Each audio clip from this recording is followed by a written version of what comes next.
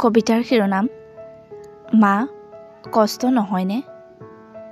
কথা আৰু পাঠ ৰিচা বৰা। মা কষ্ট নহয়নে? আমাৰ সুখৰ কাৰণে হাজাৰটা কষ্ট শিৰত তুলি ল'বলৈ। মা কষ্ট নহয়নে?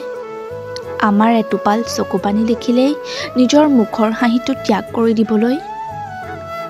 কষ্ট নহয়নে মা? অসুস্থতাৰ মাজতো আমাক সুস্থ ৰখাৰ বাবে নিজক অৱহেলা কৰিবলৈ। এটকা এটকা কৰি গোটোৱা পইচা আমাৰ সুখৰ বাবে যে বিলাই দিয়া, তেতিয়াও কষ্ট নোপোৱা নেকি মা?